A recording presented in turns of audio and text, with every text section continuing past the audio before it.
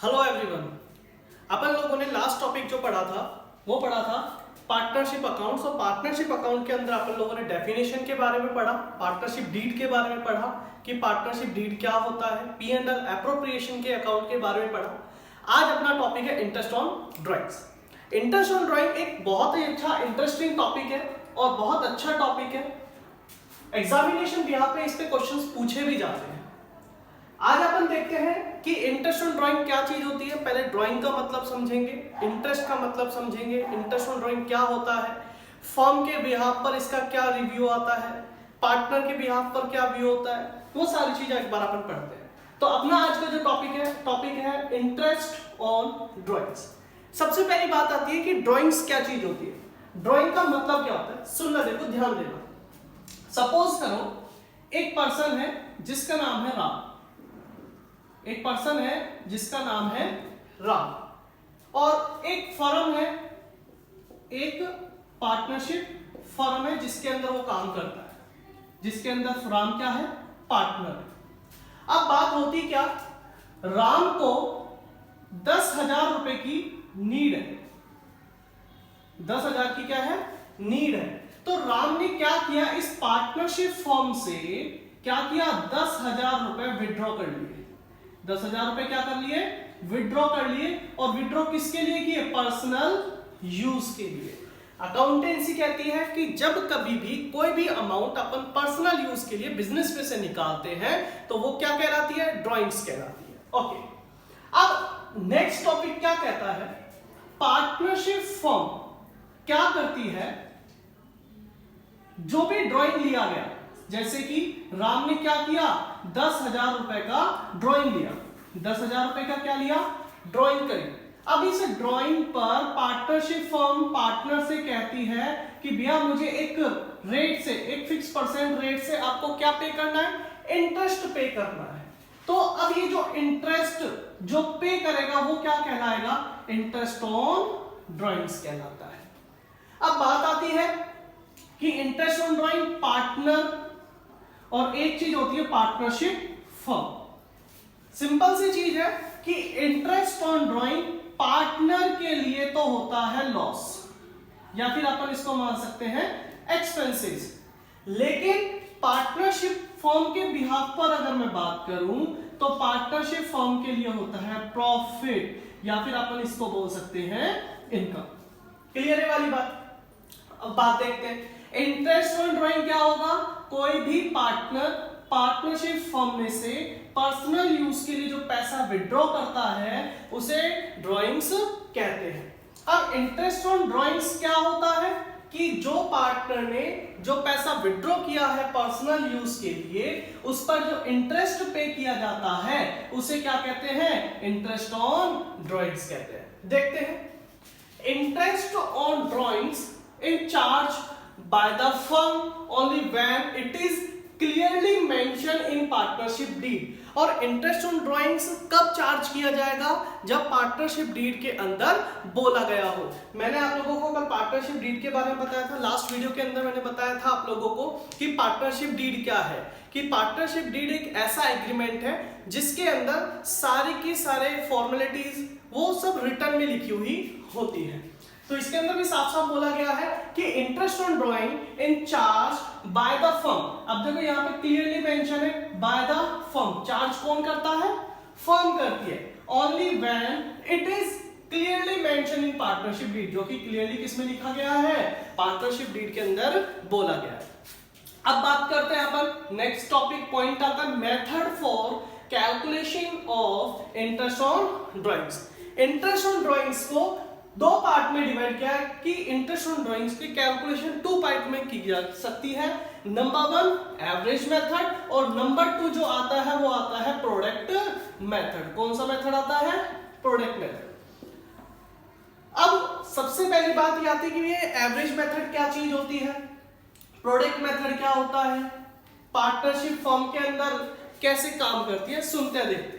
सबसे पहली बात अपन बात करते हैं एवरेज मेथड की। एवरेज मेथड को समझने का कोशिश करते हैं। एवरेज मेथड का कंडीशन क्या है, बहुत ही simple, amount should be same. Amount क्या होना चाहिए, सेम। कि सर इसका मतलब क्या हुआ, अमाउंट सेम का मतलब मतलब ये हुआ कि अगर आपने आज अगर 1000 रुपए विड्रॉ किए हैं तो नेक्स्ट भी आप 1000 1000 करके ही क्या करोगे, विड्रॉ करोगे। तो इसका मतलब हो गया amount should be same through the period, यानी कि एक पीरियड में जब भी जिस पीरियड में आप क्या करोगे, अमाउंट को विड्रॉ करोगे, वो क्या होना चाहिए, सेम होना चाहिए। पहला पॉइंट क्लियर। दूसरी बात करते हैं, डेट ऑफ ड्राइंग। अब बात आती है डेट ऑफ ड्राइंग का मतलब, date of drawing should be same throughout the period. Mean मतलब क्या है इसका, देखो डेट ऑफ ड्राइंग का मतलब डेट की बात कर रहा है। अब डेट का मतलब वो क्या हो सकती है, डेट फर्स्ट ऑफ मंथ हो सकती है, या फिर मिड ऑफ द मंथ हो सकती है, या फिर एंड ऑफ द मंथ हो सकती है। लेकिन जब भी आप लोग कोई भी डेट क्या करोगे, ड्राइंग करोगे, वो क्या होना चाहिए, सेम होना चाहिए। अगर आपने 1000 रुपए अगर विड्रॉ किया है तो अगर वो 1 तारीख को किया है तो कंटिन्यूअसली वो क्या होना चाहिए, 1 तारीख को ही विड्रॉ किया होना चाहिए। नेक्स्ट पॉइंट बोलता है drawing should be made through out the period regularly without any gap. और एक सबसे पॉइंट इंपॉर्टेंट क्या बोलता है कि drawing should be made, drawing जब भी आप करोगे through out the period regularly without any gap, उसके अंदर गैप नहीं होना चाहिए। सर बात आती है कि गैप का मतलब क्या होता है, गैप का मतलब है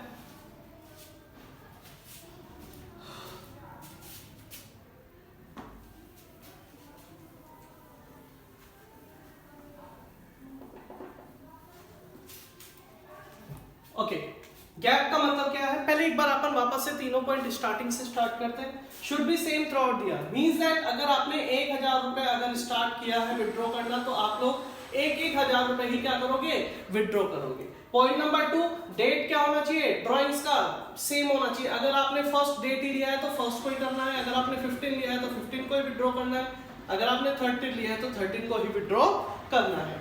and last, drawing should be made through out the gap. Gap का मतलब क्या है, जैसे कि एक आपने अप्रैल में ले लिया, फिर आपने मई में कर लिया, जून में कर लिया, जुलाई में विड्रॉ कर लिया, अगस्त में विड्रॉ कर लिया, ऐसे कंटिन्यूअसली होना चाहिए। मतलब अप्रैल मई जून जुलाई अगस्त कंटिन्यूअस होना चाहिए। ऐसा नहीं होना चाहिए कि आपने 1000 रुपए अप्रैल में विड्रॉ कर लिए, फिर आप जून में विड्रॉ कर रहे हो, फिर उसके बाद आप जो अगस्त में विड्रॉ कर रहे हो, ऐसा नहीं होना चाहिए। जो गैप पीरियड जो होना चाहिए वो क्या होना चाहिए, सेम होना चाहिए। ठीक है, अब बात आती है इसका फॉर्मूला क्या है। तो फॉर्मूला कहता है इंटरेस्ट ऑन ड्राइंग का एनुअल ड्राइंग्स। एनुअल ड्राइंग्स का मतलब अगर आपने 1000 रुपए अगर पर मंथ अगर आप विड्रॉ कर रहे हो तो 12 महीने का कितना हो गया, 12,000 रुपए, 12,000 रुपीज हो जाता है। तो ये क्या हो जाता है, annual drawings. And the rate upon 100, जो भी रेट दिया हुआ होगा 5% से, 10% से, 20% से, जो भी रेट होगा वो रेट आपको यहाँ पे लिखना है। And then period upon 12। अब ये पीरियड जो है ये क्या चीज है, इसको अब अपन डिस्कस करते हैं। ठीक है, अपना टॉपिक है एवरेज पीरियड, कि एवरेज पीरियड का कैलकुलेशन कैसे किया जाए। तो सुनो ध्यान से, सबसे पहली चीज एक टेबल है, ठीक, इसके अंदर अपने को देखना है कि किस तरह से निकालना है। सबसे पहली चीज, अगर मैं पर मंथ कंटिन्यूअस अगर 12 मंथ के लिए अगर विड्रॉ करता हूं, मींस मैं 1000 रुपए पर मंथ अगर विड्रॉ करता हूं, या फिर मैं 9 मंथ्स विड्रॉ करता हूं, या फिर मैं 6 मंथ विड्रॉ करता हूं, या फिर मैं क्वार्टरली विड्रॉ करता हूं। क्वार्टरली में 3 महीने से मिलकर एक क्वार्टर बनता है, तो टोटल 12 इयर्स में कितने महीने हो जाएंगे, कितने क्वार्टर हो जाएंगे, 4 क्वार्टर हो जाएंगे। क्लियर। अब जैसे सपोज करो मैंने जो एवरेज पीरियड जैसे निकाला, मैंने आप लोगों को बताया कि टाइम गैप क्या होना चाहिए, रेगुलर होना चाहिए, अमाउंट जो भी विड्रॉ करोगे वो रेगुलर होना चाहिए, और या टाइम का जो गैप है या तो बिगिनिंग में आप ले रहे हो या मिड में अगर आप ले रहे हो या फिर एंड ऑफ द मंथ आप विड्रॉ कर रहे हो। तो सबसे पहली चीज अपन बात करते हैं 12 मंथ्स की। ये टेबल काफी कंफ्यूज करती है स्टूडेंट्स को, लेकिन इसे याद करने का बहुत ही सिंपल वे है, एकदम इजी से आप लोग इसको क्लासिफाई कर सकते हो, याद कर सकते हो। देखिए कैसे। सबसे पहली चीज, 12 मंथ्स के लिए मैंने विड्रॉ किया, अगर मैं 1000 रुपीज पर मंथ अगर मैं विड्रॉ करता हूं तो टोटल ईयर का कितना विड्रॉ हो जाएगा, 12,000 रुपीज। क्लियर। अगर मैं ऐसे इस वाले मंथ में 9 मंथ्स में करूं, अगर 1000 रुपए पर मंथ अगर करता हूं तो 9 मंथ्स के लिए कितना हो जाएगा, 9,000 हो जाएगा। ऐसे ही अगर मैं 6 मंथ का करूं तो 1000 मल्टीप्लाई अगर 6 करता हूं तो टोटल कितना हो जाएगा 6000 रुपीज हो जाएगा। अब देखो इसको याद करने का एक सिंपल सा वे, क्या कितने मंथ्स के लिए अपन विड्रॉ कर रहे हैं, 12 मंथ्स के लिए विड्रॉ कर रहे हैं, तो 12 का हाफ कितना होगा 6, तो मिड में तो कितना आ जाएगा 6 आ जाएगा। वापस से ध्यान से सुनना कि 12 मंथ्स है, 12 का हाफ कितना होगा 6 होता है, 12 का हाफ कितना होगा 6 होगा। ये जो 6 निकला ये अपना मिड के लिए निकल कर आ गया, किसके लिए निकल कर आ गया, मिड के लिए निकल कर आ गया। अब मुझे किसके लिए निकालना है, बिगिनिंग के लिए निकालना है और एंड के लिए निकालना है। तो इसके अंदर सिंपल सी चीजें क्या करना है, इस 6 में अपने को ऐड कर देना है 0.5, क्या कर देना है, ऐड कर देना है 0.5, और जब अपन एंड के लिए जाएंगे तो उसके अंदर अपने को क्या कर देना -0.5 कर देंगे। चलो देखो देखते एक बार, 12 मंथ है, 12 मंथ का हाफ कितना हो गया 6 हो गया। बिगिनिंग के लिए निकालना है 0.5 ऐड कर देंगे, एंड के लिए निकालना है 0.5 माइनस कर देंगे। ऐसे ही 9 मंथ का हाफ कितना होगा 4.5 होगा। अगर अब मुझे किसका निकालना है, बिगिनिंग का अगर निकालना है तो बिगिनिंग के लिए क्या कर देंगे 0.5 ऐड कर देंगे, और अगर अपने को एंड के लिए निकालना है तो 0.5 अपन क्या कर देंगे लेस कर देंगे। क्लियर। ऐसे ही अपन 6 मंथ का निकालेंगे, 6 मंथ का हाफ कितना होता है 3 होता है, 6 मंथ का हाफ कितना हुआ 3 हुआ। इस 3 के अंदर अपन इसको क्या कर देंगे 0.5 ऐड कर देंगे, यहां पर 0.5 अपन क्या कर देंगे लेस कर देंगे। क्वार्टरली की जब मैं बात करूंगा तो क्वार्टरली के अंदर आप लोगों को सिर्फ ये 6 वाला जो है वो याद रखना है, सिर्फ एक 6 याद रखना है आपको और हो जाएगा। अब देखो अभी तक अपन लोगों ने जो किया उसमें अपन क्या करते थे, सिर्फ 0.5 क्या करते थे ऐड करते थे, लेकिन इसके अंदर अपने को क्या है 1.5 ऐड करना है। क्यों, क्योंकि क्वार्टरली कितने मंथ से मिलकर बनता है 3 मंथ से मिलकर बनता है, तो 0.5 plus 0.5 plus 0.5 is equals to 1.5।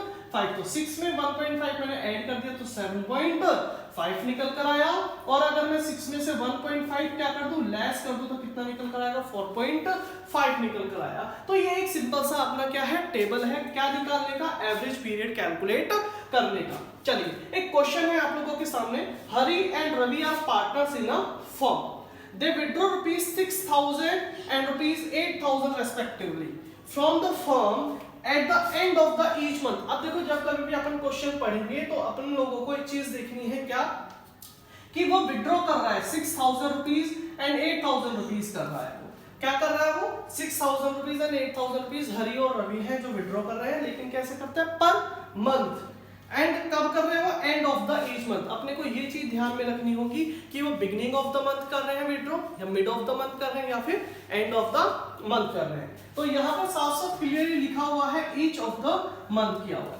And the interest charge at 14% per annum, and interest rate भी दिया हुआ है, कितना दिया हुआ है 14%। And their drawings the books of the firm are closed on 31st December, calculate interest on drawing of Hari and Ravi। Ravi and Hari का आप लोगों को क्या कैलकुलेट करना है, इंटरेस्ट ऑन ड्राइंग कैलकुलेट करना है। अब इंटरेस्ट ऑन ड्राइंग कैलकुलेट करने का आप लोगों को एक फॉर्मूला था, मैंने आप लोगों को बताया भी था कि इंटरेस्ट ऑन ड्राइंग कैलकुलेट करने का फॉर्मूला क्या होगा, इंटरेस्ट ऑन ड्राइंग का annual drawing multiply by rate of interest upon 100 multiply by क्या होगा पीरियड अपॉन 12। क्लियर ये वाली बात। अब सुनते हैं 6,000 रुपीज है, 6,000 रुपीज का मतलब 12 मंथ से मल्टीप्लाई कर देंगे, 6 12 72,000 मल्टीप्लाई। अब रेट ऑफ इंटरेस्ट कितना दिया हुआ है यहाँ पर 14% दिया हुआ है, कितना कर देंगे अपन 14 अपॉन 100 कर देंगे, multiply by period upon 12। Period की बात करें तो 12 मंथ से पूरे 12 मंथ्स के बाद किसकी बात कर रहा है, वो end of the each month की बात कर रहा है। और end of the each month के लिए क्या होता था कि 12 का हाफ कर देते तो 6 आता था, 6 में से 0.5 लेस कर देंगे, क्या आएगा 5.5 आएगा, और ये 5.5 अपना क्या आ जाएगा पीरियड आ जाएगा अपॉन 12 आ जाएगा। अब इस इक्वेशन को क्या कर देंगे अपन सोल्व कर देंगे तो आंसर आ जाएगा 4620। ये अपना क्या निकल कर आ गया, इंटरेस्ट ऑन ड्राइंग निकल कर आ गया। किसका निकल कर आया, लेकिन ये निकल कर आया हरि का। आप लोगों को रवि का कैलकुलेट करके बताना है कि कितना आएगा। अपने कमेंट बॉक्स के अंदर मुझे डाल दीजिएगा। प्लीज मेरे चैनल को लाइक कीजिए, सब्सक्राइब कीजिए। Thank you.